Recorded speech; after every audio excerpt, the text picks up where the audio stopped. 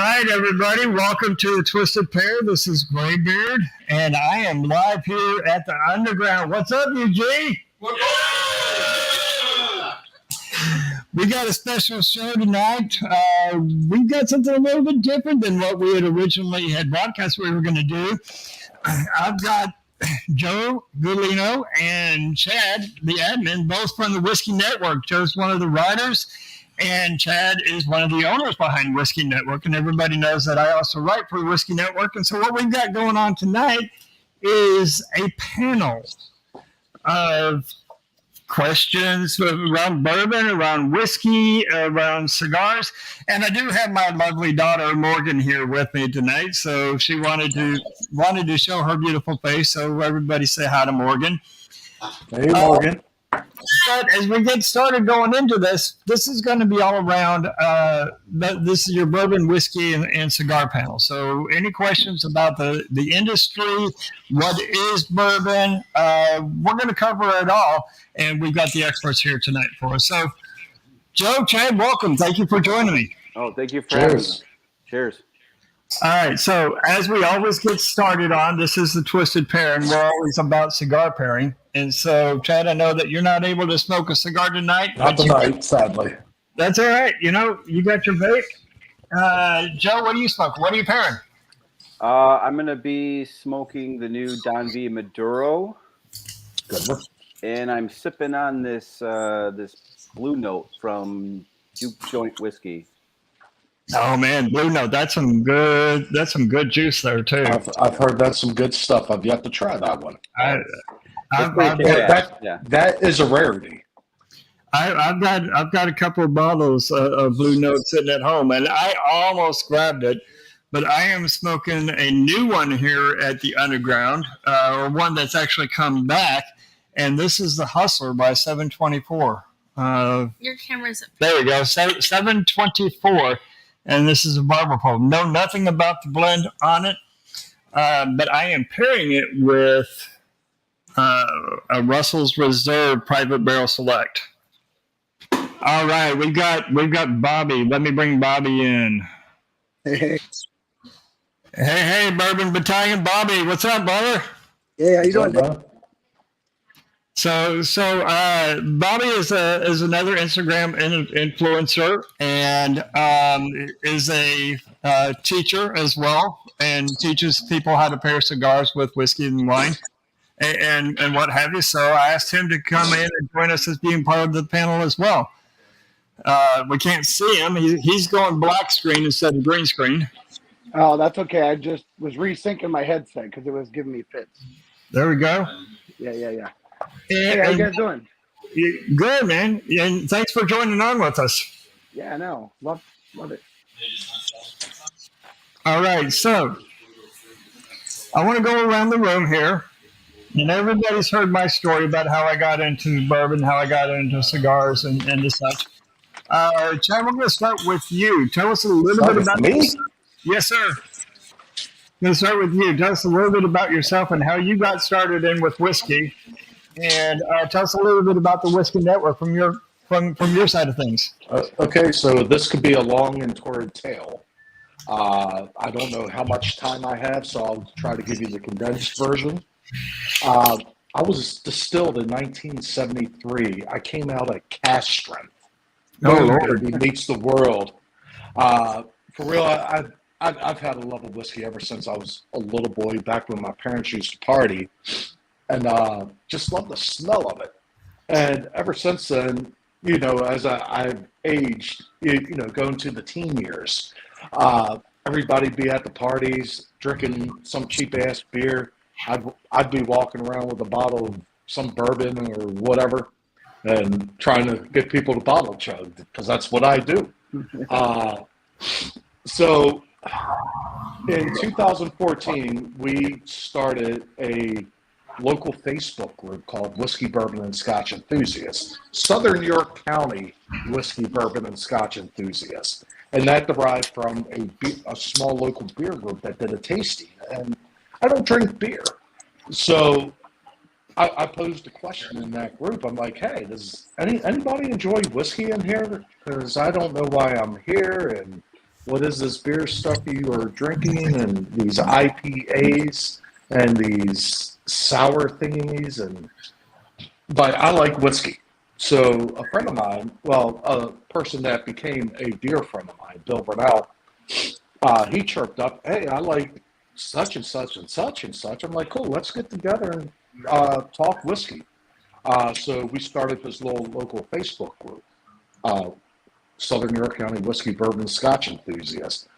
And holy shit, I didn't realize there was such a online community of pure whiskey enthusiasts. It short-lived of a Southern New York County group to 1,000 members, to 10,000 members, to 20,000 members. I think we're over 50,000 members in Whiskey, Bourbon, and Scotch Enthusiasts, which we call WBSC.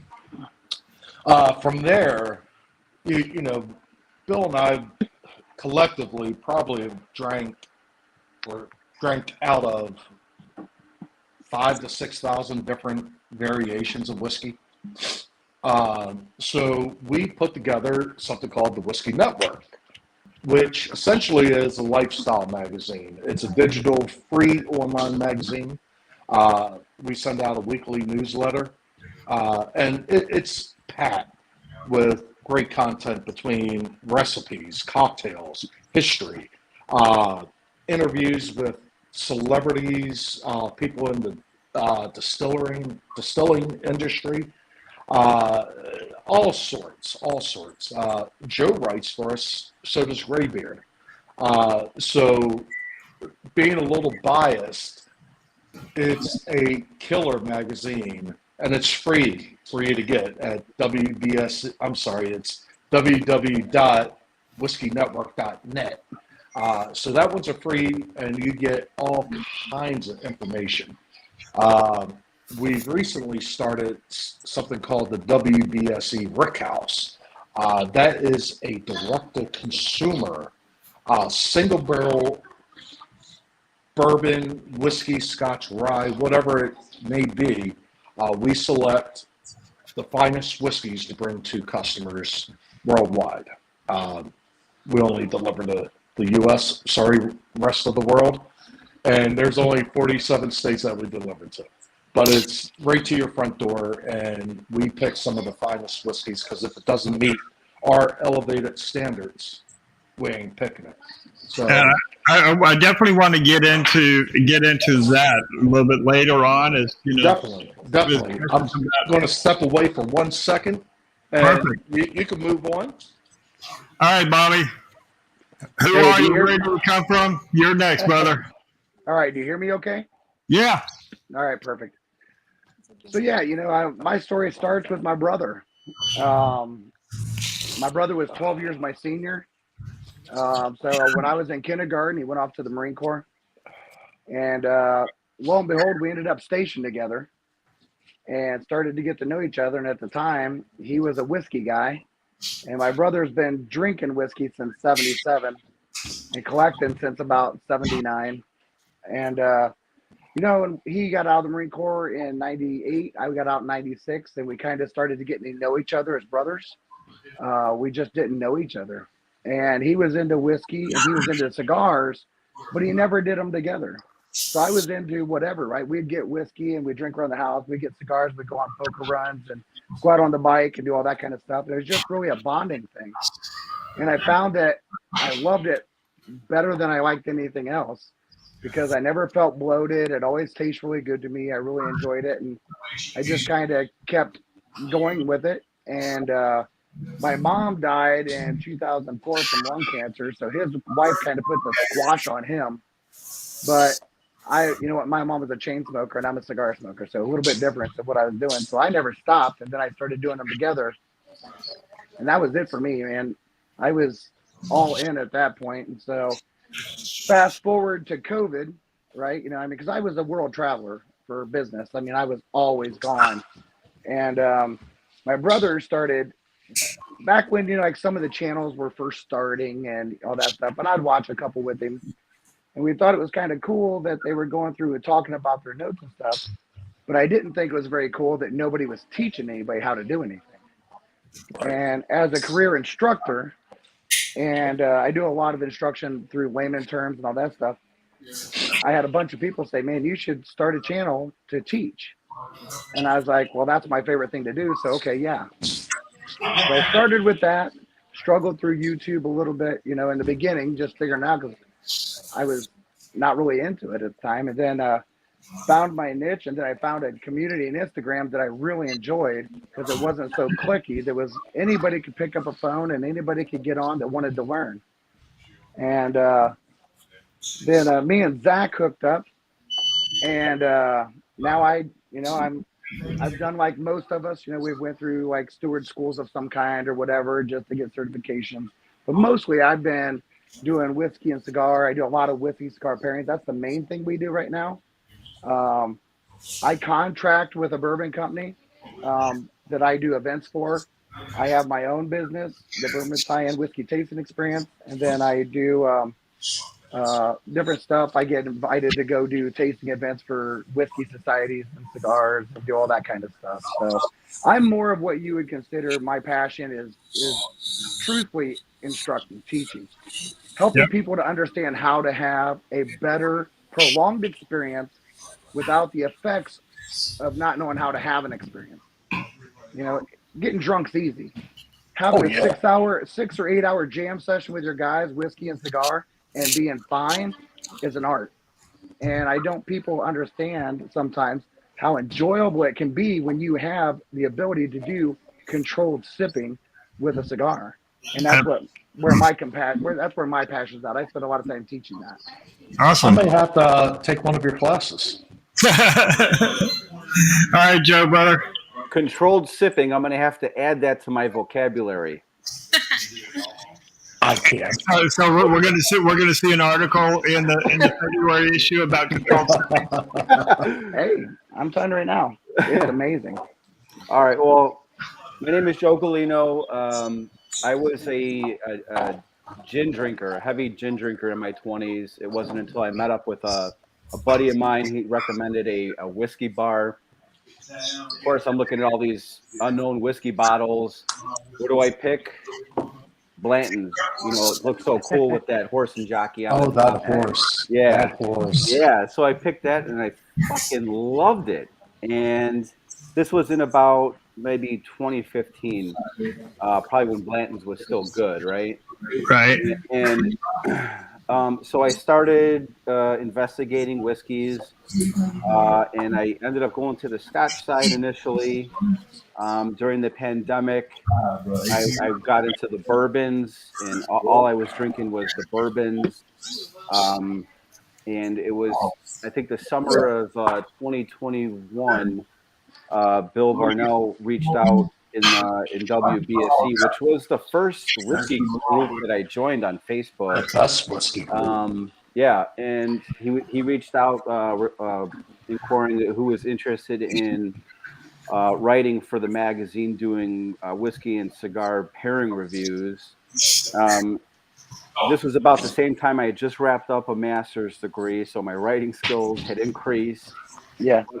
I was very knowledgeable about whiskey at this point, but I knew absolutely nothing about cigars. So I was like, you know what? I'm going to jump on this opportunity as a way to force myself to actually learn about what I'm enjoying with my whiskey.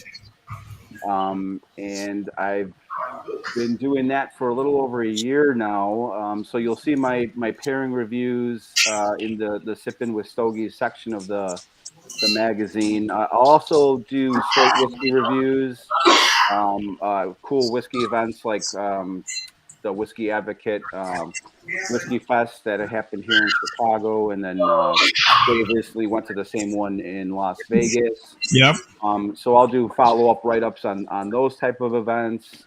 And then I was a guest on at the time it was called the Great Lakes Smoke Show. They had me on as a writer for the Whiskey Network magazine as a guest, and they liked me, and they had me come back quarterly. That was in 2022, and then this year they have me on monthly to do like live pairings, and they're called the Great Cigar and Pipe Show now.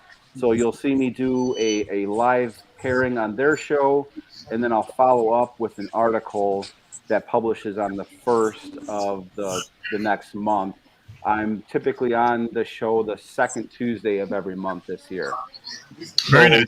Yeah, so those are the things that I do at Whiskey and Cigars. Initially, things were a little rocky when I was writing for the magazine because I didn't know much about the cigars. I was kind of using it in bullet points. But at this point, I've gotten much better, especially learning from Dave. I call you Gandalf the Grey of both whiskey and cigars. So appreciate that, Dave. And so those are the things that I do at Whiskey and Cigars. Well, I definitely want to get all your guys' links and stuff. Because I know that I don't know you guys. I know Dave. I've known Dave for a long time, but I don't know the rest of you guys. So somewhere along the line, we'll DM each other and that stuff so we know how to communicate. Yeah, that's fine. That's fine. I'll connect, Bobby. I'll connect you with the whole group, and I'll get you invited into the WBSC group and a couple of others. Well, let's just jump right in, okay? Because as you guys know, we get lots of questions, and especially with those of us who are writing, we're coming up with different ideas for articles because we want to grow the culture, we want to grow the knowledge and the awareness. And there's a lot of, when it comes to bourbons, well, there's a lot of untruths around bourbon that people make claims around bourbons.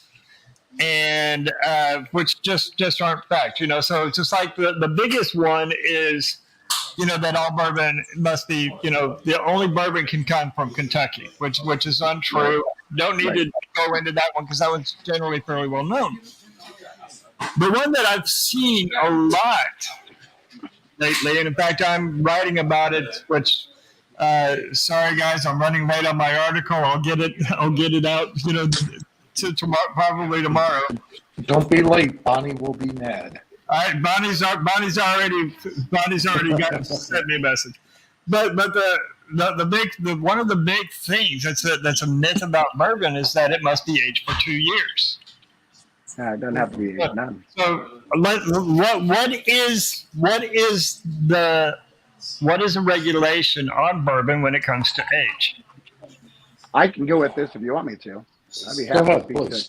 Please. So technically, the only thing that it does to have to be a bourbon, as long as it meets the mash bill requirements and the proof requirements from an aging standpoint, it must be poured into a brand new American charred oak container. It don't even have to be a barrel. It can be any container, and it can be instantly poured back out. It's bourbon. There is no age requirement. Age statement only comes if it's less than 4 years. It must say the youngest age. So if it's 5 minutes, it can still be a bourbon. If I'm not mistaken, Pabst Blue Ribbon has a bourbon out there that is basically a white dog. It touches the inside of a barrel for like seconds. It's like the youngest bourbon you could ever drink, but it's straight up white dog. It doesn't even have to be a barrel, guys. It can be a container. You can pour it into a jug and carry it. You can pour it over a toasted oak stick. Yes, essentially. I have a question. All right, so we got a question from Morgan. So even though the bucket thing, if it's do you have to put would you have to put aged or whatever in No. The only time it has to have an age statement if it's less than 4 years is if you want to call it a straight bourbon. If it's a Texas straight or Kentucky straight, if you put the label straight on it and it's less than 4 years, it has to have an age statement, and it must be a minimum of 2 years then. You don't have to put an age statement if you don't want to put straight on it. So there's this really cool two sites I always tell people when we get these questions in WBSE, Whiskey, Bourbon, Scotch, and Seasons on Facebook. Google, Wikipedia. Check them out. It'll set you straight for all your misnomers. I've got the TTB bookmarked with the regulations on it. Right. There's But you also have, Dave, you also have the other requirements, right? You have to put an age statement if you're going to call it straight, but you're also got to put an age statement on it if you're going to call it Kentucky. Yes. Because it requires That's at it. least 1 year. It's a 1 year requirement, right? For Kentucky. And there's Straight 2 years. also Yeah, there's a also lot of other little stipulations for a bottle and bond. Yeah, Yeah. that's a whole different But story, right? so here's the thing I always come back to, and I'm over talking all of you for this reason. If you like it, drink it. Who gives a fuck about the rest of the nuances? I mean, if you want to get straight up geeky over whiskey, that's cool. That's a conversation here, but that's a small conversation between small people. The bigger conversation is what the fuck is good? What are we drinking tonight? People get crazy over these little nuances, but they're like people that are just getting into the whiskey world. Exactly. We've been in it for a while, so it's like, do you enjoy it? Yeah. And the only time I might, really, and I really don't get passionate about it, but I'll correct someone if they say, if they, it's like you call, you call a flavored whiskey a bourbon, or you call it a whiskey when it's underneath, it's less than 80 proof. Right. Yeah, I think what Chad is really getting at is it's your palate. You have to satisfy your palate. Don't chase these fucking bottles that you're never going to get your hands on. That's a whole nother. Yeah. Oh, that's a whole nother. We'll get into the hunting in a minute. But it's your palate. Drink what you enjoy. Develop your palate and know your palate, where your palate is on your whiskey journey. But Okay. I will echo real quick on that, right? Because I agree completely with that, right? You're gonna like what you like, right? But as an instructor, I tell my people, hey, drink something, don't read the label, find what you like about it. Is there a palate is there a note that you can identify personally? Because everybody has a different heritage. Everybody's going to pull different notes. I don't care what's on the bottle or what they say. If you pull Kellogg's Sugar Smacks, that makes sense. It's toasted oat and caramel. Makes sense. I said, that's fine. But once you do find it, then you need to investigate a little bit so that you can go to a store and make an educated decision. And if you found that you like a certain proof or certain profile, a certain age statement, so you want to know that because that's how they're going to enhance their palate to grow the community, right? You can still like what you like. If I like a 2-year-old Kentucky straight bourbon that's 80 proof, I like it. Yep. That's all But that you matters. have to have an educated decision when you're going to the store to buy something. So then you have to do a little bit of investigation to know what you like. Okay. So go ahead. Can I carry on with him? Please do. So over the years, way before Facebook, whiskey groups and Zoom calls and the COVID era, as I like to call it. In the COVID era, I had a transcendent event that happened with me.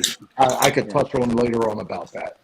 But so before COVID, I'm buying different bottles. I'm doing different things.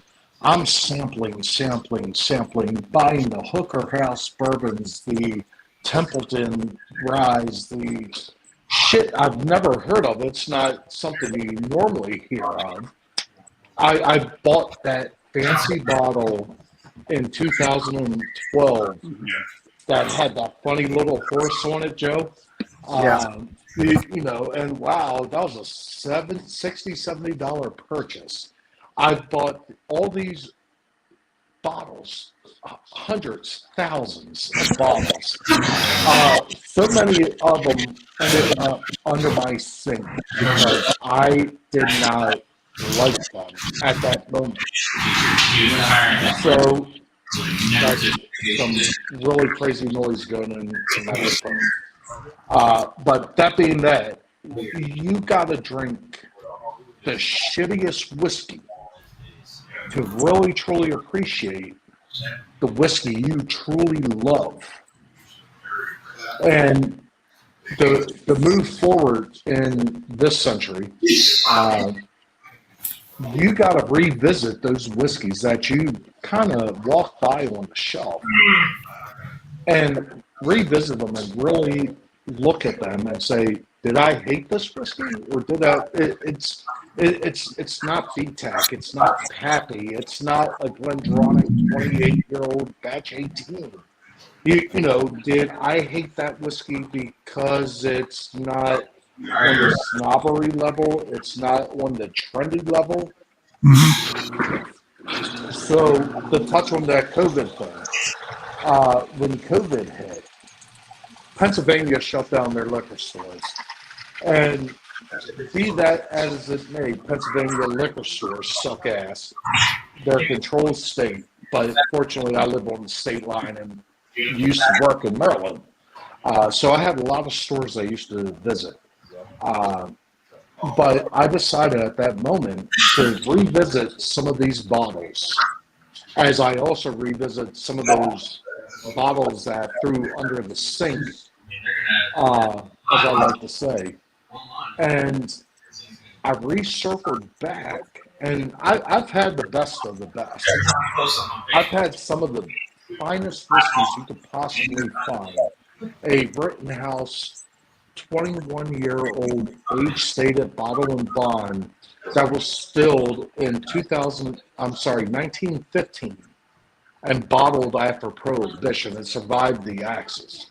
Insane. Wow. Insane. I got to enjoy a George Washington distilled Mount Vernon rye. A George Washington distilled? Yes. It tasted like a dirty fucking baseball mitt. A catcher's mitt at that. Just for the deep, rich thickness of the funky-ass stored leather. So I've gotten to explore all over the place, different whiskeys, and I came back to this weird reality. Stop chasing shit. None of it's worth chasing. George C. Stagg is great whiskey. It's not that fucking awesome. Pappy 23, it's okay at best. The Parker Heritages, you never know what you're going to get. Let's go back a couple of years ago to the orange peel fiasco. That was great. You know, I mean, they redeemed themselves with the double char or deep char or 10-year, whatever that was. But you know, let me finish. To no good whiskey, you got to taste shitty whiskey, of course, and you want to taste the best, but find those shelf turds that just sit there. 1920 Baker's, Brook Classic Laddie, so many good whiskeys sit there every single day, and nobody wants to talk about it, but that shit's good. Well, I mean, Rittenhouse rye, which is a bottom shelf rye. You know, we call it bottom shelf because it's usually less than $20. It's a damn good rye.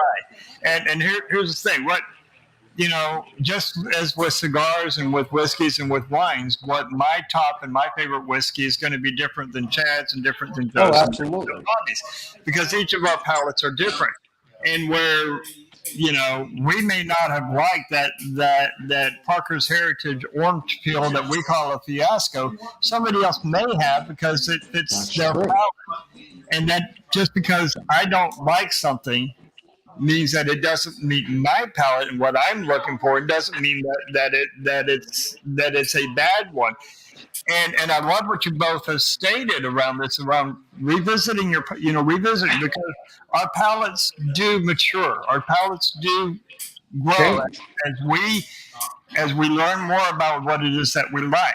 You know, we like certain foods when we're younger and don't like them when we're older. And there's certain foods that we don't like when we're younger and end up liking them when we're older, because our taste buds change, or, you know, all of that grows.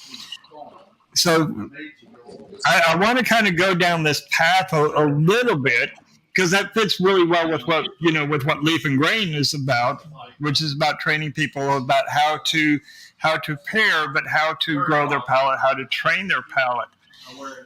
All of us being writers, all of us being educators in this, and Joe, I'm going to start this one with you, is when you're talking to somebody new who's just coming into cigars, just coming into whiskeys, doesn't have to be bourbon or just coming into the spirits. We're just coming into it. What is some of your ways of teaching somebody, one, to how to drink it, and two, how to start discovering what their palate is? Oh, that's a good question. That's a long-winded question. Yeah. What I typically like to do is go through the different regions of Scotland, and let somebody new try like a lower proof, like Highland, then take them over to the lowlands, and kind of explain what they're going to get from the different regions, and then end up in the Isla region, where you get your peated scotches, so that the person can kind of get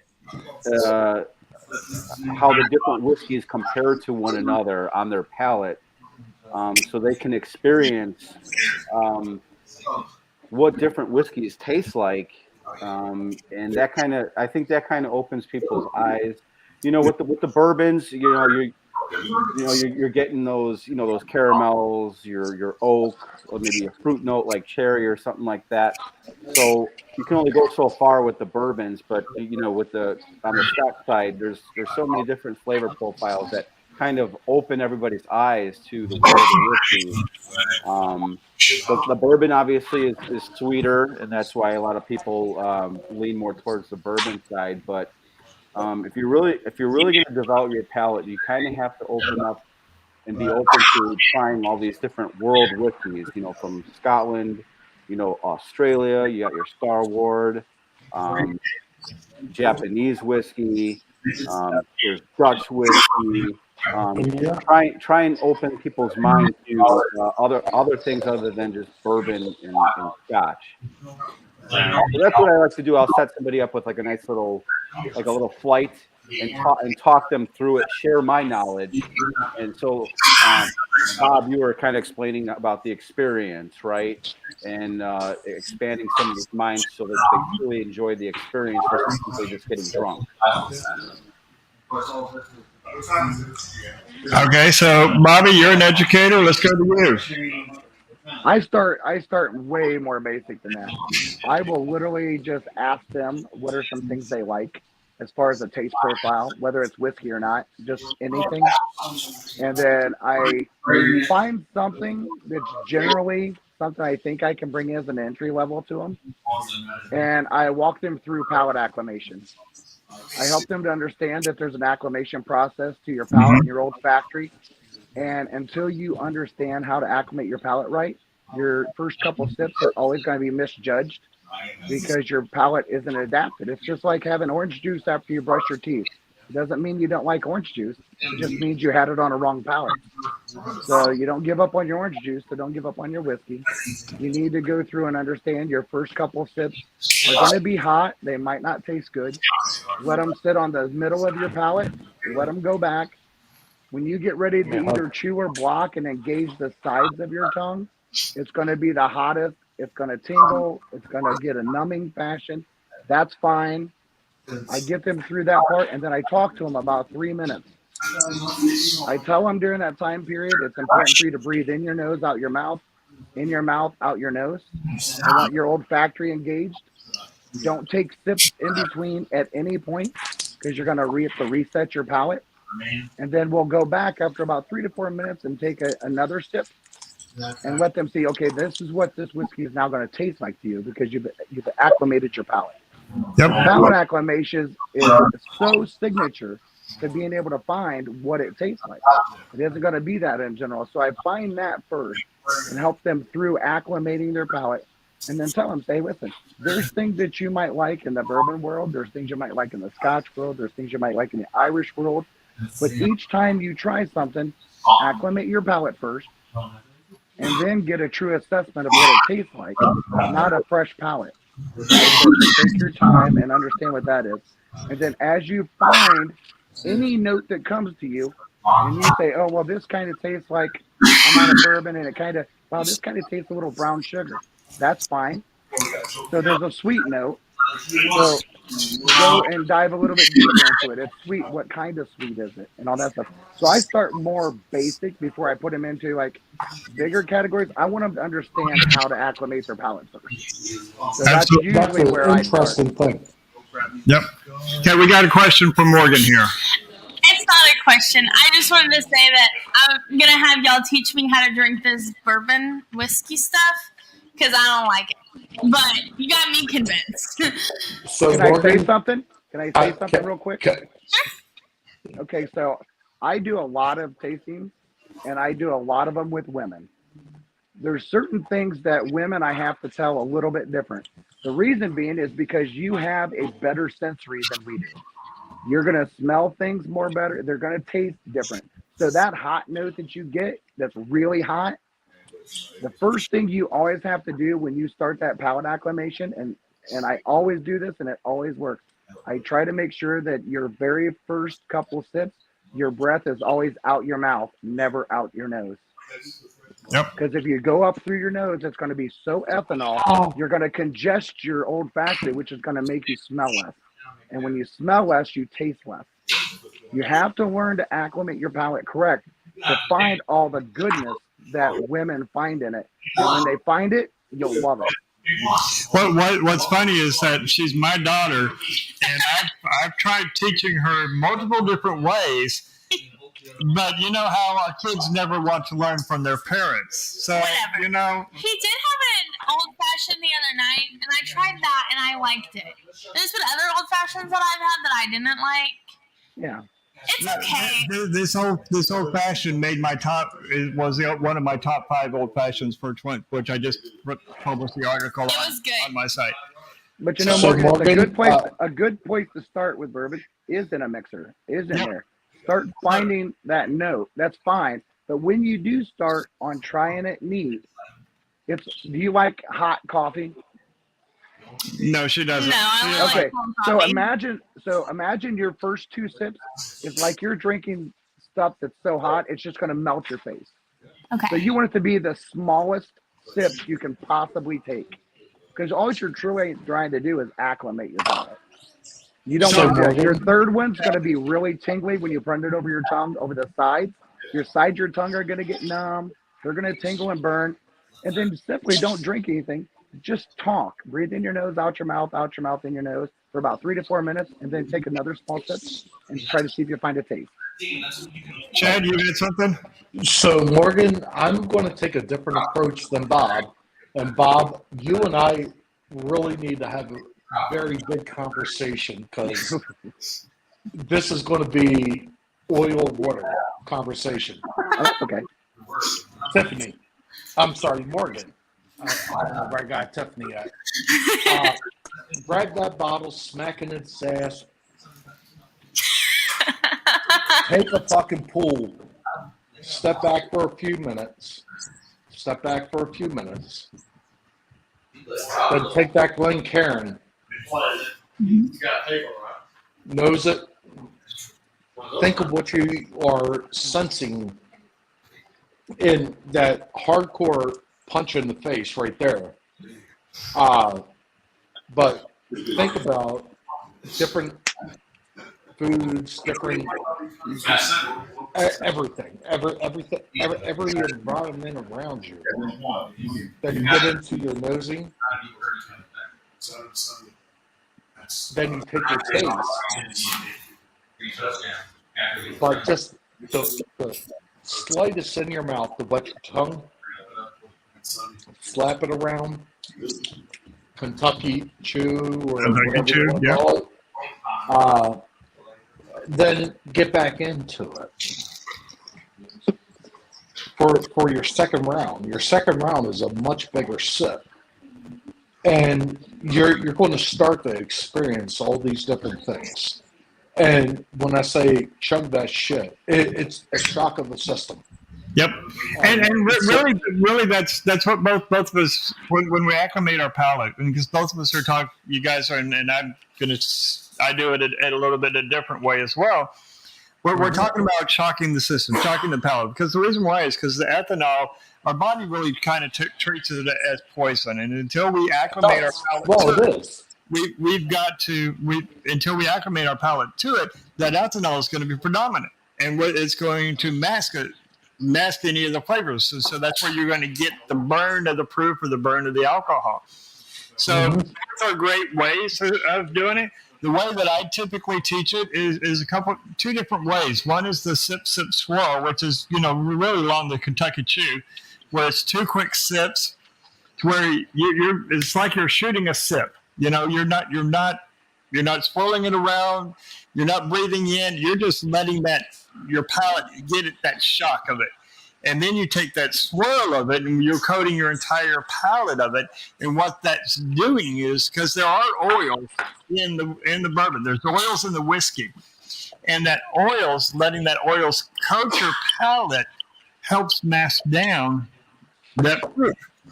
And the other way that you can do it is in acclimating your palate in another way. Is take a little bit, pour it in your hand, and breathe it in through your nose. I hate to bust everybody's bubble here. I don't have a sense of smell. She doesn't have a sense of smell. I think that's why I don't like it, because all I feel is the burn, and I think I taste differently than everybody else does, because You should probably drink a Mai Tai.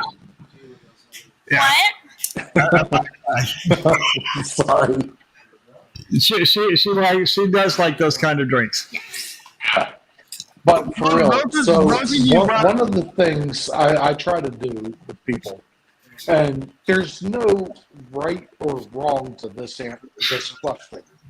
How do you get a person to taste whiskey properly? One of the main things I try to do is spread it with 3 different types of glassware. Because glassware is almost key to sipping or drinking, however you want to say it. Mm-hmm. Certain whiskeys drink better out of a rocks glass. Certain whiskeys drink better out of a Canadian Glencairn. Certain whiskeys drink better out of snifter. Certain whiskeys drink better out of one of these. Where's my camera? Yep. There it is. The standard blend. Standard Glencairn. Yep. And they break down nuances all the way through. So, the whiskey experience comes down to the individual finding out what's the best glass for you, what's the best whiskey for you. Well, first off, what's the best whiskey you like? What's the best glass to drink it out of? Because there's so many options. I mean, Jesus Christ, I'll drink it out of a gravy bowl if it's good. I want to see a picture of that, Chad. I want to see. I probably have a picture of that because we need what I do. We need to hear the story, and that needs to be written up in the magazine. Sometimes the best glass is the bottle. That is the best glass. Right, come on, all Joe. the way around. Come on, Joe. Come on, Chad. Bobby. Are we doing that bottle chug? You guys are there? I guess so. Oh, I'm not chugging it like that. I still got to drive home. Fortunately, I am home, and you are home. All right, let's talk a little bit about growing Bardstown. Let's talk a little bit about growing the palate. Okay, growing the palate. Yeah. Can I start? Hold on. Let me get my question out there. This isn't Family Feud. You haven't hit the buzzer yet. So, we all grow our palates in different ways, and there's different ways in your sensory. Let me say we all identify our palate in different ways. And one of the ways that we teach here in Leaf and Grain and identifying what your palate is more of the psychological aspect of it, where you reach back into your memory, what it was that whatever flavor that you're getting on reminds you of, and then going to a pairing wheel or tasting wheel, notes wheel, and we have our own within Leaf and Grain that we put together, and seeing what that memory identifies as. Okay, so it's like Bobby had said, something about some type of cereal. I don't remember which one, and that goes to a particular flavor that can be found on a notes wheel. That's how we do it. What are some of the different ways that you guys have worked with, people that you're working with, that you teach, that you write about, what have you, on that growing their palate? And Chad, we're going to start with you. So, growing a palate is a funny thing. I always say you got to taste the shittiest fucking whiskey. Hopefully, I could cuss on this podcast. Well, it's too late to say no. If it's too late to say no, I'm going to talk the way I talk. So, you got to taste shitty whiskey. You got to taste shit you fucking hate. Hate. Like, oh my God, oh Lord, throw it away, cast the fires. You gotta know the shit you hate first. But we all go through this stairwell experience, and then we come to find this even plane we're all playing on. So, when you start out in whiskey, and this is part of a book I may be writing. I got thousands of pages written for this book that I'm not publishing or yet to actually seriously sit down and type shit. But you gotta taste shitty whiskey. What don't you like? Hudson Baby Bourbon. Jesus Christ, that's hot trash. That is a corn fire field with gasoline and napalm, and your 79-year-old aunt's asshole spread all through it. It's shit. It sucks. We all know that. We gotta taste those things. We gotta experience what we hate as a true whiskey enthusiast. You got to work through all the world whiskey. There's so many whiskeys out there. Scotch has been my last great frontier, and holy shit, I slept on it for a long time. So, that being that, you got to know what you do not like to really, truly appreciate what you like. It's a journey. It's an adventure. It's a expensive vacation. Multiple expensive vacations. So, to answer that question is you gotta experience it all. You can't try a whiskey, Hooker House bourbon. Oh, that's bourbon. That's great. Without trying Baker single barrel, 8-year, 8-month-old. To compare that to that, there's not a comparison. So you gotta experience the shit that you despise. Okay, That right, just puts you off so bad to bring you back to what you absolutely love. And there you are. You're on your whiskey journey, baby. You're going to start narrowing it down to, and I'm not talking tasting notes. I'm not talking ratings. It's these whiskeys that just drive you fucking home and revs your engine that says, yes, this is good whiskey. This is what I like in my glass. It doesn't have to be the highly allocated whiskeys. It doesn't have to be the crazy unknown, super expensive, overrated, Nope. fucking, whiskeys that nobody's going to ever hear of over here or over there or over there. It's, dude, this is good. Let's get in this bottle. Man, I want to share it with you, and you. It's a crazy journey.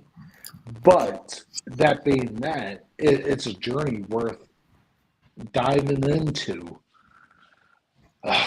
Man, I could go on a lot further on this because I appreciate that. I want to hear what Joe's thoughts on that now.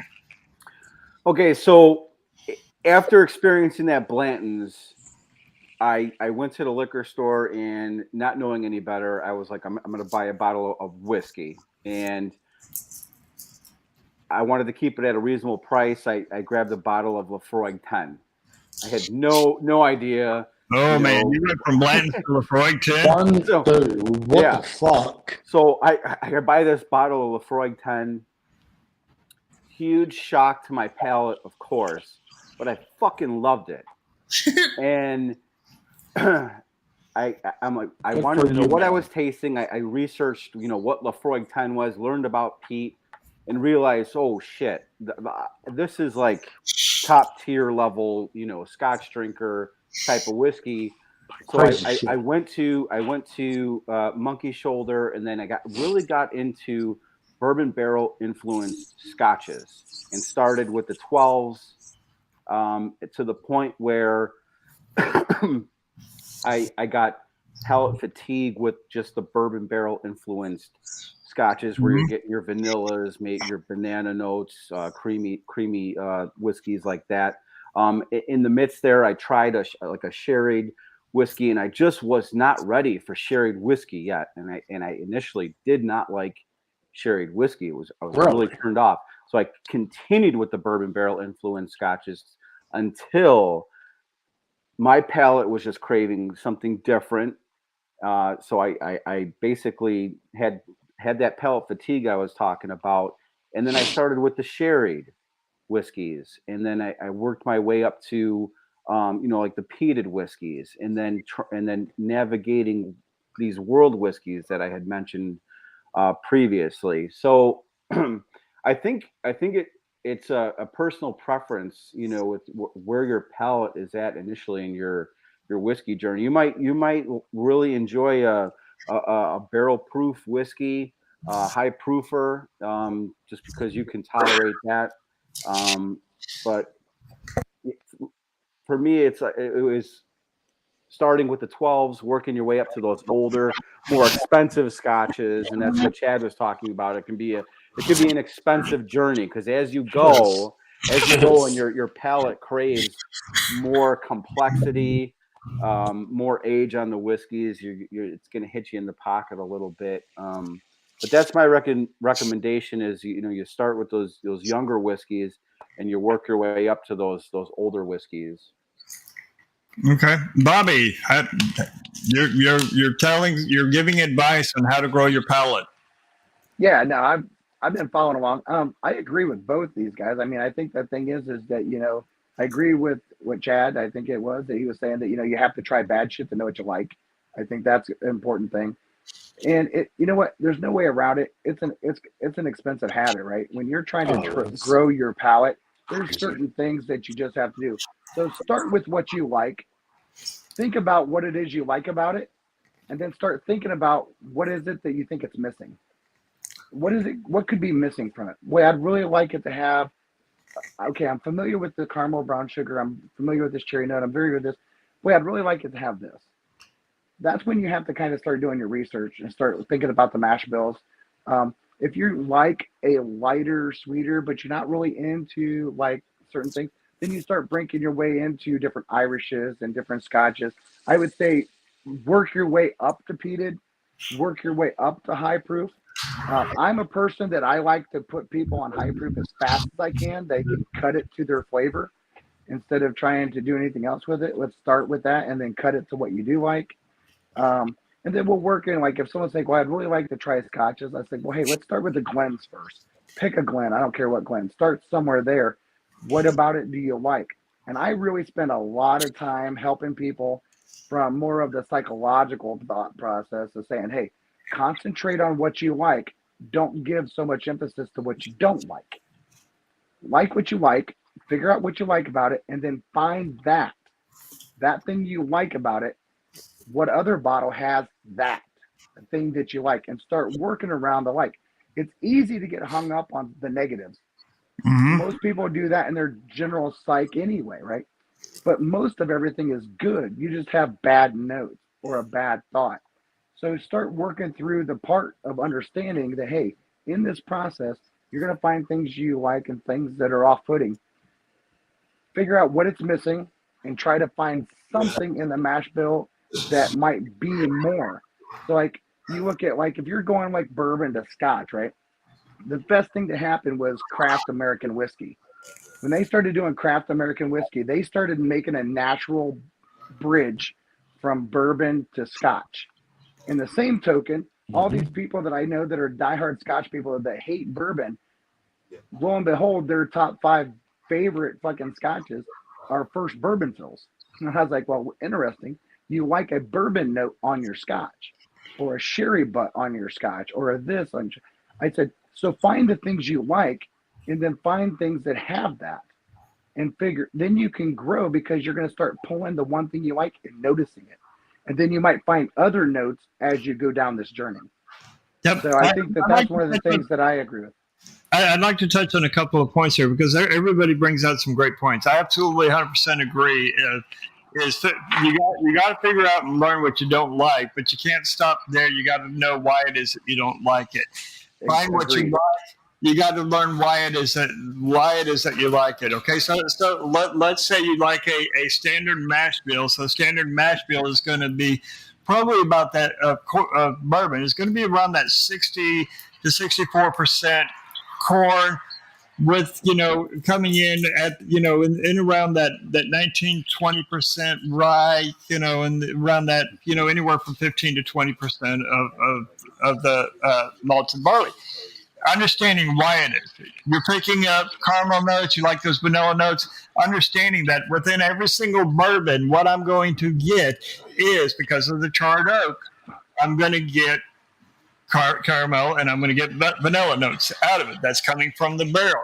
What is it about the corn? What kind of notes that I'm getting from the corn? I'm going to get more honey type notes from the corn, whereas if I've got something that's got a little bit of a higher rye, say a high rye, so that 30% or higher in the rye in my bourbon mash bill, I'm going to get a lot of spice out of that, but I'm also going to get a lot of my stone fruits out of that. So some peaches, some raspberries, blackberries, a lot of those stone type fruit notes, because that comes from the rye berry itself.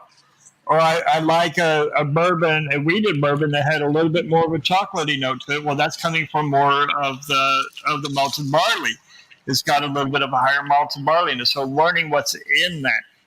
When you learn that and you start identifying, and through all of this, you're taking notes. You've got a journal, and you're saying, okay, I had this Blue Run Kentucky Golden Rye, which is it's a higher rye mash bill. It's running around a 70% rye in the mash bill with the corn and the barley. And I really like that because it's got a lot of sweet fruit forward notes. Understanding why that is, and then I can go and translate that to other types of drinks and exploring that and go, okay, I really like this. Here's why I liked it. And then learning what's in my scotches that translates to that. If you're going from bourbon to scotch, or from scotch to bourbon, and you like your Speyside and your Highlands, I'm sorry, you like your Speyside and your Highland scotches, you're going to translate to bourbon pretty nicely because those are a bit more sweeter, fruit forward and floral forward notes, as opposed to your Lowlands, your Campbellton, your Airings, and your Islay scotches. So knowing what's in those and what it is about those characteristics that make those known for that region, and being able to translate that over to translate that over to your Japanese, translate that over to your bourbons, your ryes, your Canadians, and your different so forth. So it's figuring out, okay, I don't like this, but understanding why it is that you don't like it. I do like this, understanding why it is that I like that. And then asking questions, coming on to, asking people like the four of us here, Leaping Grain, within the Whiskey Network. Within the Whiskey Network, we love getting questions. We love getting questions in Leaping Grain. I know, Bobby, within Bourbon Battalion and all that you do, that you love getting questions as far as to why. And then Red says that wood also plays an important part in the test as well. So yeah, the wood. I can tell you, I can taste a drink, and I take a sip on it, and if I'm getting a sweet pine nutty type a note out of it, I know where that wood came from. I can tell you where that wood came from and why. The difference between a French oak barrel and an American oak barrel. The difference between a sherry or a port cask barrel. A difference between a first pour bourbon and a first pour a sherry or port. All of that comes into play on it. So it's not just a matter of saying, okay, I like this and I don't like this. I do like this Blanton's, or I don't like this yellow corn, which to a point that we had made earlier, all of our palates are different, and so just because I think something is shit doesn't mean that it is. It just means that it doesn't fit my palate, but I got to know why it doesn't fit my palate, and that's where the part of journaling, taking notes on, going out and researching. All right, so this particular Buffalo Trace, I know this is mash bill 1 as opposed to mash bill 2, or this Four Roses, it's OBSV as opposed to the OBSK. Knowing what it is about that makes it and why it is that I like or don't like it now helps me grow my palate to know what else I can get, and exploring that and growing that palate in that.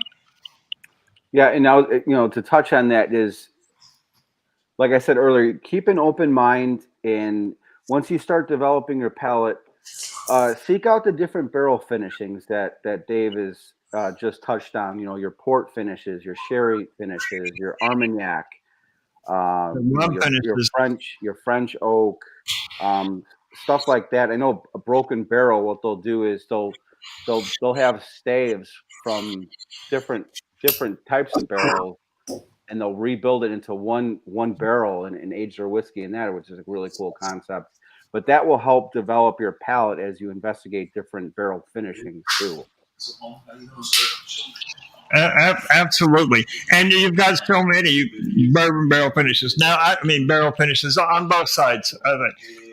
I would recommend knowing what you like and then start exploring some of those others. We hear a lot of people that are getting introduced to ryes from, say, from Angel's Envy Rye. Well, Angel's Envy Rye is a rum cast finish, as opposed to Angel's Envy Bourbon is a port cast finish. Well, if you like those, great. Understand why it is that you like that. Okay, so I like Angel's Envy Rye. It's a rum cast finish. All right, so look at a Caribbean cask. Look at the Glenlivet Caribbean cask, or maybe the Balveni's 14-year-old, which is also Caribbean cask. All three of those are rum cast finish.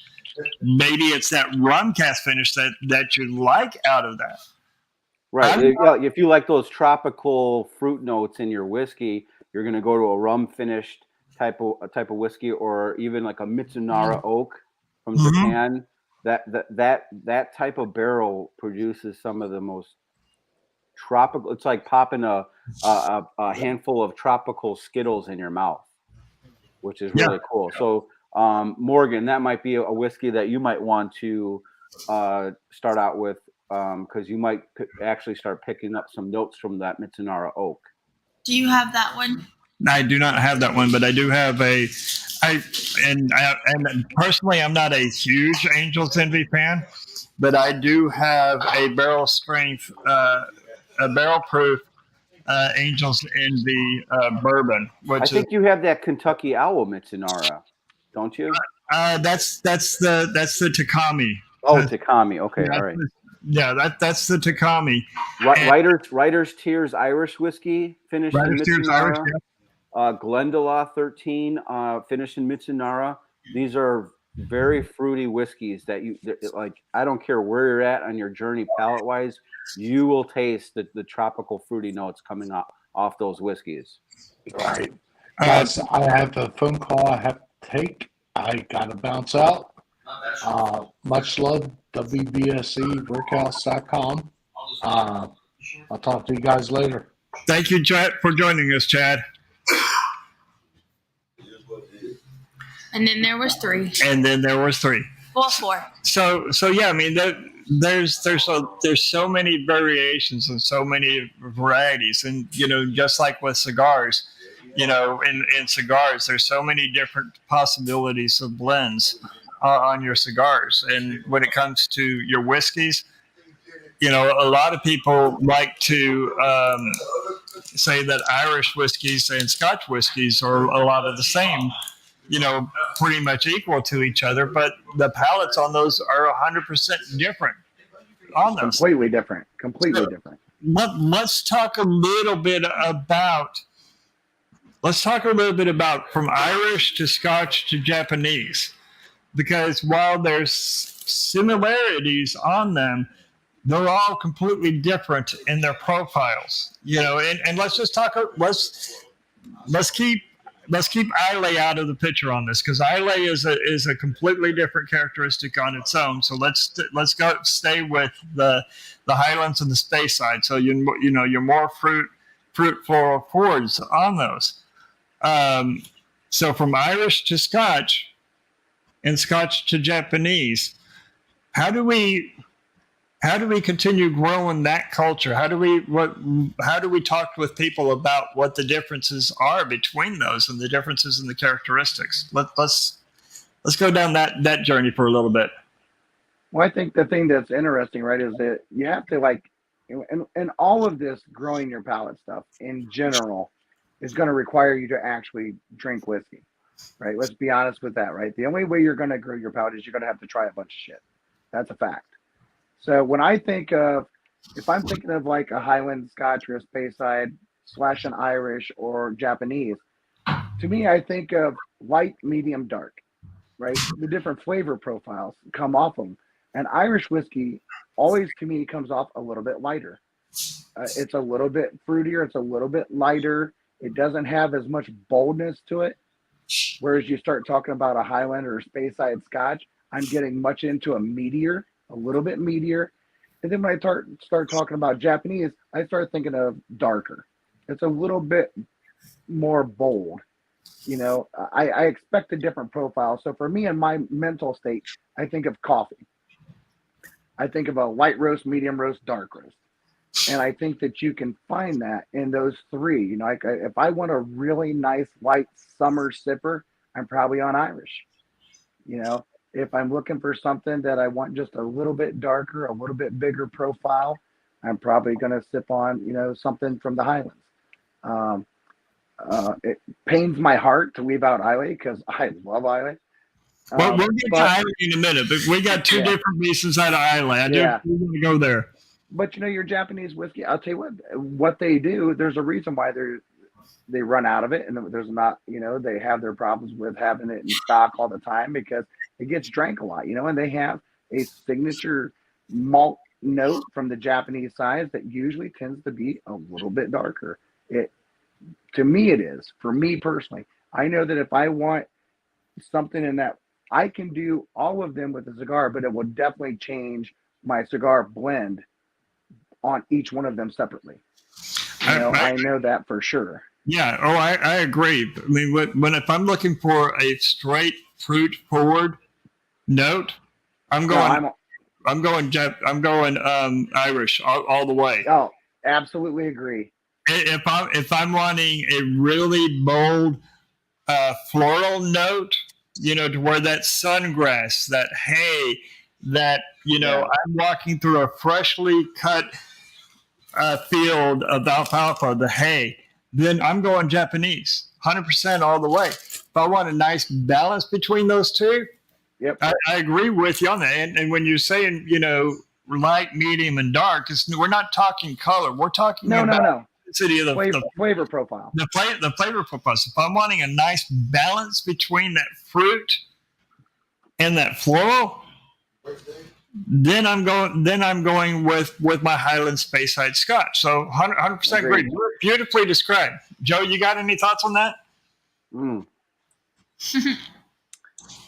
Okay, so for me, the when it comes to the this question, I'm gonna say to focus on the processes, right? The processes that go into making these different styles of whiskey.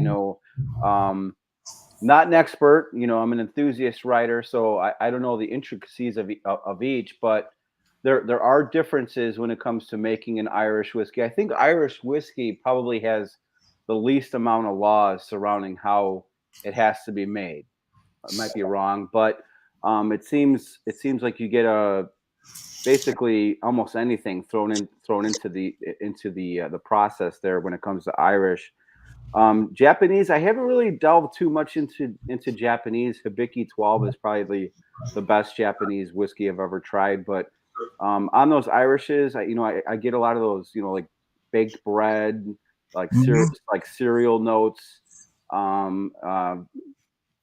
very dessert like, and then like I said, that Writer's Tears finish in that Mitsunara oak is one of the best Irish whiskeys, and it's at about $100. And then you go over to Scotland, and you're getting more balance. You're getting more history in the whiskey making. I mean, that's where it all started, right? From my understanding. So it depends upon who you talk to. I know many Irish people that say that we started. Right. Many Scotland say no, you didn't. We started it. Yeah. So I mean, the Irishes, you're going to get those typical flavors we just discussed, but when it comes to Scotland, you get those different regions and the different water sources, and then you throw in the different barrel finishings. You just get so much more variety and the balance that we were talking about. So for me, Scotland and Scotch is where it's at when it comes to sipping whiskey. So let's jump into my favorite Scotch. Now, I started out my whiskey journey with Scotch. I started off with Bourbon and Balvenies and Lefroy and Lagavulin and Ardbeg, and I should have worn my Ardbeg shirt because I'm a big Ardbeg. So most of what I just described, most of the names outside of Balvenie that I just named are all Islay. Yeah, instead you wore a shirt with a bunch of pictures of you on it.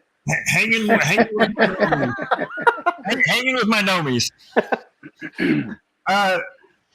There's a lot of overlap and a lot of misnomers between peaty and Scotchy. I mean, peaty and smoky, and everybody will say that a particular Scotch, say the Lefroy 10 or the Lagavulin 16 or Lagavulin 12.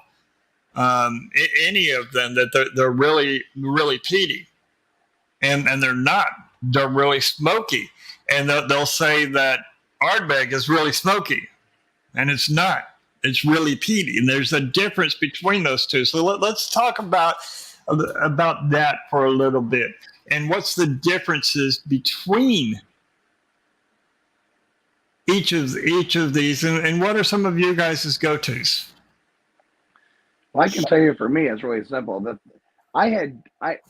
in the traveling business, right, where I was at, I did a lot of scotch, and I was just doing it because I was with customers, all that stuff. I don't know that I was really focused on. I was like, okay, this is good, whatever, because we were just like making customers happy, buying dumb stuff, right? And so we were like out there buying whatever the customer wanted. The thing that really turned the tables for me from being a bourbon first guy, changed my world completely, was Springbank. Springbank completely changed the game for me. Can't leave out Campbellton, right? Yeah, I'll tell you, Springbank changed everything for me. And I was just like, yep, we're good. And so, but when you start thinking about smoky and peaty, and it's really a strange thing, right? When you think of like what we would consider are like some heavy peats, right? You think of Ardbeg, you think of Lafoyd, you think of like Compass Box, Peat Monster, some of that stuff. We have that. It's really funny as you do your whiskey journey, those notes that might come off really off-putting, once you get past that, you find this intricate amount of diversity and fruit notes. It is so stunning. Yeah. I don't even notice the peat on Lafroy cask strength. I instantly notice the fruit. The fruit is so good, and you start so it's one of those things that, like we touched on earlier, right? Don't get held up on the thing that you don't like, because there's so many things that are good in it. It's almost like the ABV mellowed out the peat. Oh, dude, it takes it right away. Well, the thing is, but when you talk about peat, so peat and smoke, right? Your difference between peat and smoke, right, is just that, right? Is understanding what they're doing with peat. And I think a lot of times I've actually had conversations, I'm sure you guys have too, that people don't realize that they're actually using turf, right? Peat is, we grew up, we know what peat moss is, right? This peat soil. Is turf, it's soil. People don't realize that you're actually smoking soil, right? They're using that to intricacy, put in that flavor profile. So you start with the fact of smoke is basically from wood. Peat is from soil. Okay, let me pause you there for a minute, okay? Because you're absolutely right on the peat part. The peat moss, it's the soil. They actually go out and dig it up there on Islay and bring it in. What they're doing with it is they're smoking it, they're burning it. Yep. Under, either inside the kiln or underneath the dried barley itself, and they're doing that to dry the barley itself. And so a smoky Scotch, like a Lafroy, when you look at the parts per million of how much peat it has a much less peat content than, say, an Ardbeg, right. or the peat bomb from a Compass Box. Yeah. You have a higher parts per million on it, but they're not smoking it as long. So they're not drying the mash bill out as long. Whereas Lafroy and Lagavulin, their parts per million is much lower, but they're smoking it longer. They're actually burning it longer, and so that smoke is infused with the now dried mash bill before it goes in to the fermentation, before they go in and add the yeast to it for it to start fermenting and bring out the actual liquid form of it itself. And for bourbon lovers or American whiskey lovers that haven't delved into the Scotch side of things and are curious about what we're talking about with peat, there are some peated American whiskeys, like I think Westland does. A peated whiskey. So there are American whiskeys. I don't think there's any peated bourbons, or maybe I'm wrong. Yeah, there is. Yeah, there's some peated. They've been doing it lately. There's a couple of them that went through a whole peated series. Yeah, they went through and peated their stuff. Right. So if you're interested in investigating what peat is, and you're not used to Scotch, there are other options. What peated bourbons are there? Who was it that just did all the peat? That's right across the border by Cincinnati. I can't think of it right. I want to say that Broken Barrel did one. No, it's right across right in Kentucky, right there by the Party Source. Who is it there? New Riff. Yeah, Riff that's did a new. New Riff did an entire series of peat, Okay. and it was Yeah. delicious. Let me tell you, they did an amazing job on that series. It was sold out as fast as they made it, and I had a chance to try them all. They did a fantastic job of what they did, but it was absolutely different because you're talking about adding it to a bourbon profile instead of, because you still had the single oak barrel. You didn't have the barrel influence where you were still stuck in a brand new American charred oak barrel. Yeah, you want to open up your mind and open up your palate real quick. There's try a peated whiskey, whether it's a bourbon or American whiskey or a Scotch. Man, that'll just really open your eyes. But you're going to have to acclimate yourself to. You're going to have to acclimate your palate to it. Otherwise, those medicinal iodine type Band-Aid type notes that we hear people describe it as is going to be overpowering on it. So it's not a don't. I mean, if you're a bourbon drinker and that's what you've been drinking, for your entire experience on it, don't just go and jump into don't go and jump into a Brutalaki or an Oban or an Ardbeg immediately and go, okay, I'm going to like this right off the bat. Because no, you're not. And to avoid the palate fatigue that I was talking about earlier, is be a world whiskey drinker. Right. Drink some bourbon. Then come back to the Scotches. Try a Japanese whiskey. Try a Dutch whiskey. Hit up Australia with Starward there. And then putting out some great malts. Oh my goodness, I love what some of the things that Starward is doing. Yeah, just keep challenging your palate.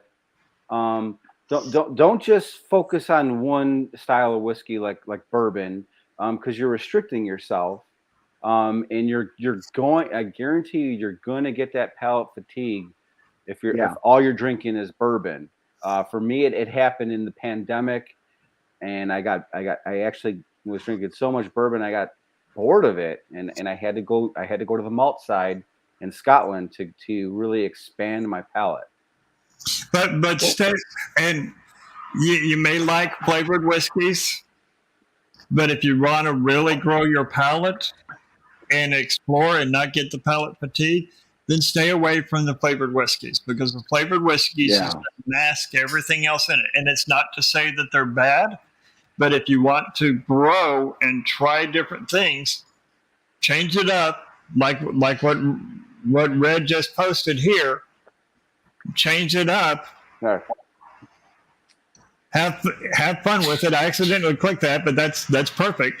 Change it up, have fun with it, and try different things. I mean, that's why our tagline is explore the pairings, because we want you to explore different things. But in your exploration, if you're growing your palate, stay just as the same with cigars. You want to grow your palate with cigars, stay away from the flavored, the infused. If you want to grow your palate with whiskey, stay away from the flavors.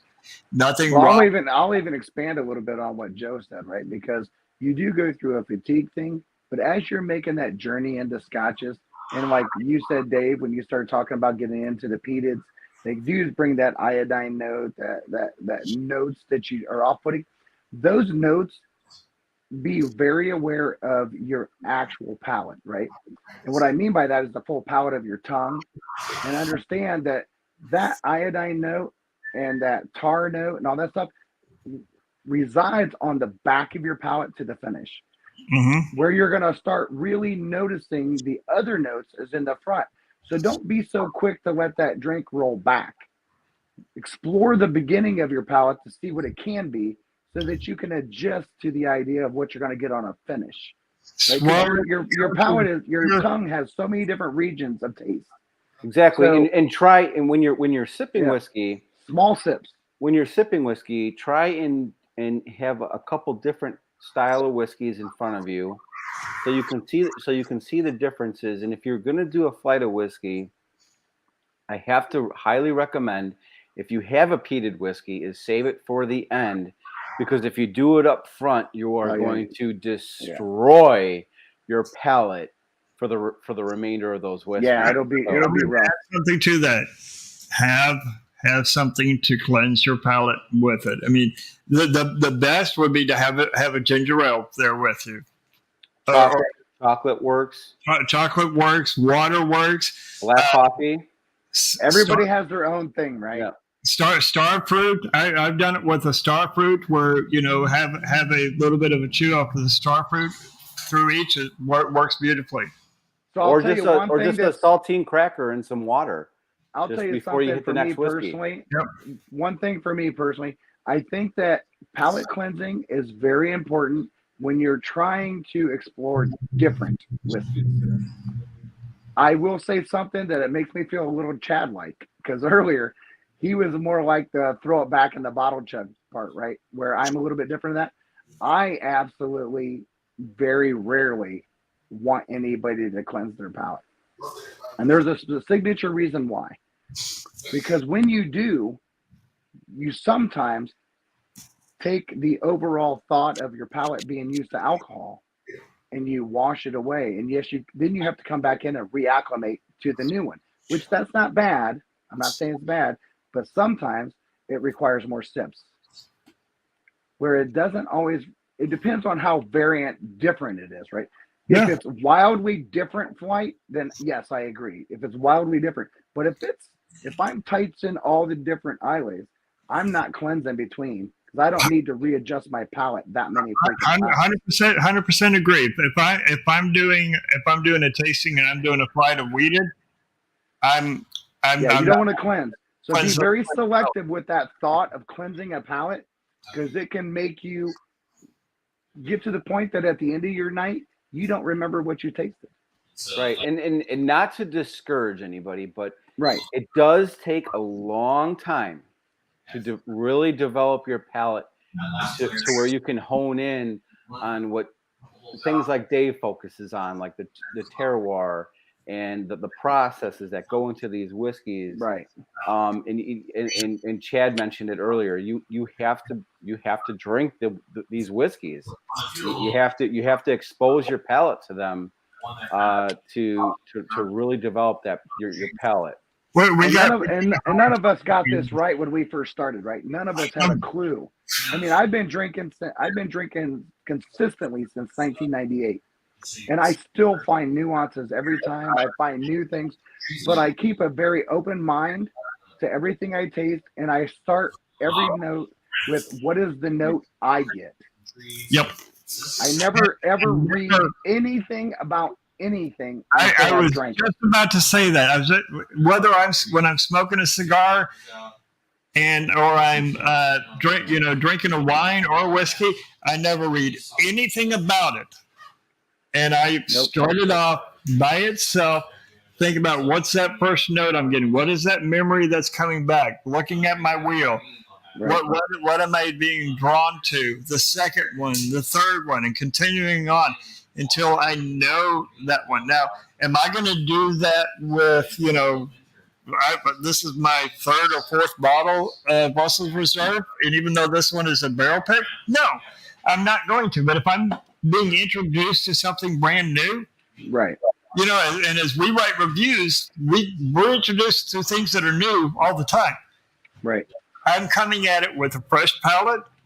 I'm coming at it with a non-influenced mind. In other words, I haven't gone out and read the review to see what else somebody else has said about it, because that's going to influence my mind on just, oh, yeah, I'm absolutely picking up that chocolate note on it, when really I'm not. Or if somebody says, like, I didn't like this in your brain, and it could be like, oh, well, so-and-so didn't like this, so I might not like this because we have the same kind of taste. And yeah, and I think Dave presented a key word here, and that's influence.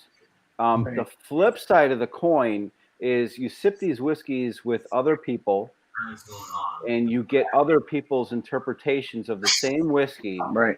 And sometimes it helps you realize, you know what? I would never have gotten that flavor profile or understood that flavor profile unless I heard it from somebody else's perspective or somebody else's palate. And now I'm getting it. It is influence, but sometimes that helps you realize what you're getting out of a whiskey, because especially if you're newer, you know, Right. and you're sipping it and your palate isn't as developed, and then you hear somebody say, you know what, I'm getting graham crackers, and you're like, holy shit, yeah, that's the flavor I'm getting. I just didn't know how to describe it. Right. I just couldn't pinpoint that. Right. Yeah, Right. we- Well, because a lot of we- times you have a flavor profile you have in your head, you just aren't remembering it at the moment. Yeah, Exactly. you're not able to pinpoint what Right. it is. There's Right. there's some times when Red and I, you know, in our show, you know, as you both know, that we're both the, you know, same cigar, different different pairings. She may be pairing it with one type of bourbon, and I'm pairing with a different type of bourbon. Yeah. And she'll mention, well, I'm getting this on the retro hail, and I'll go, that's what it was. Right. I couldn't Right. I couldn't touch it. It was on the tip of my You, tongue. you, you just didn't know how to describe what you were tasting. Right, exactly. Right. That happens a lot, and that's good. Hey, That- Dave, that's good. unfortunately, I have to jump off. I could do this for like the next 3 hours, but I have a live in a little bit that I got to get ready for. Well, I was just So, about but to wrap things up with on it. So yeah, I appreciate you Yeah. jumping on here with me, all right, Bob. nice to meet you, Joe. Yeah, anytime, Dave. Definitely.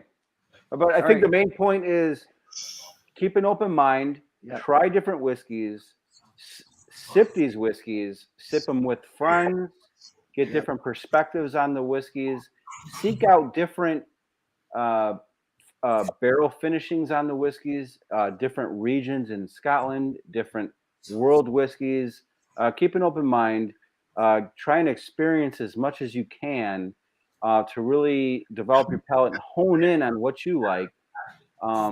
But it's great to sip what you like daily, but always try and change it up, like Ash mentioned earlier, to keep your palate engaged and avoid that palate fatigue that will absolutely happen if you're only drinking one style of whiskey. Yeah.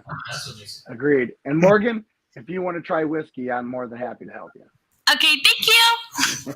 And All right, from- guys. from Great Morgan- talking from- to you. Yeah, from Morgan, try those Mitsunara or those rum cask finished whiskeys. Yeah, because you know Caribbean rum, like for example, the Angels of the Caribbean rum cask. You know, once you get to the acclimation process, you realize it's just maple syrup.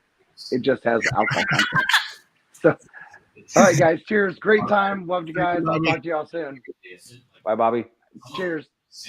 Cheers. Man, this has been one hell of a discussion. I've enjoyed this, and I hope all of our viewers have enjoyed it. It's Red. I miss you on the show with me here. I hope you get feeling better, hon. You know, it sucks being under the weather for sure, but I'm so glad that you were able to come in and be able to contribute through the comments. Bert, thank you for jumping on and joining us. All of our viewers and visitors have come on. And it was great getting all the different perspectives, right, on the enjoyment of whiskey, because everybody's going to have their own personal experience. Everybody has their own palate. Everybody has their own style of enjoyment of whiskey. But and Dave will agree, it's the sharing of the whiskey. It's the sharing of the knowledge that will really open up people's mind to it for a better whiskey experience. Absolutely. I mean, it's a journey. It's not something that we just jump right into, and we're there. I've been drinking whiskey and smoking cigars for a hell of a long time. Right. I didn't get to my palate overnight. It has been a lot of work. You know, and I don't know if you heard me chime in just a minute ago. It's like tough job that we have here. You know. Yeah, and we're all learning from each other. Absolutely. Through the sharing and the enjoyment of the whiskey and the cigars, to enhance everybody's experience. And that's what I love about our community, you know, cigar, whiskey, and wine community, you know, and coffee community, and all of this is that we really get into wanting to share, wanting to others to be able to enjoy the experience. Right. That's what and I do. I've been sipping whiskeys for probably about 8 years now. Dave's been sipping whiskey for how long? Probably about 15 years, I want to say. 15 years, and then you jump in a whiskey tasting with a new group, and you're getting an entirely new, different experience on the whiskey, and that just keeps everyone engaged. Yeah, absolutely. Well, so Red doesn't know about this, but we may have a guest. I'm trying to get confirmation on it for next week. So again, if we don't have a guest, the next week is going to be the chicken part 2.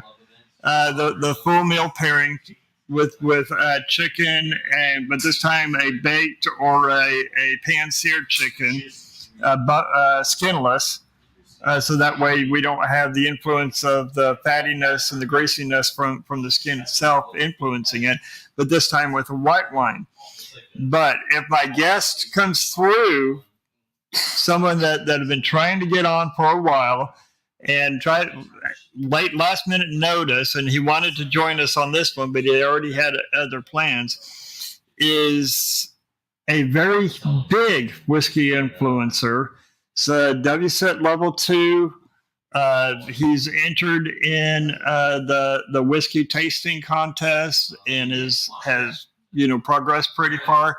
Very well known. I'm not going to mention his name just yet because we haven't got it confirmed, but very well could be our guest. You lead us onto the edge, and then you're like, I'm not even going to tell you who it is. That's and guest or no guest, the Twisted Pair podcast is going to give you weekly, every Wednesday at 7, a new whiskey and cigar experience, whether it's wines or foods. You're gonna challenge your palate. You're gonna learn an incredible amount of information to enhance your whiskey or your cigar or your wine journey. And as a whiskey enthusiast of 8 years, this is the place you want to be to really enhance your journey. Thank you. I appreciate that. You will learn a lot. You will. Thank you. Yes. Well, we enjoy what we're doing. Red will be back with us next week. We wish her well. Family comes first. Health always comes first above this and foremost. Mm-hmm. So tune in with us next week right here, 7 p.m. Central Time. Translate to your own time zone. And as we always say, until next week, explore the pairings because there's something for everyone. Good night, everybody. Thank you.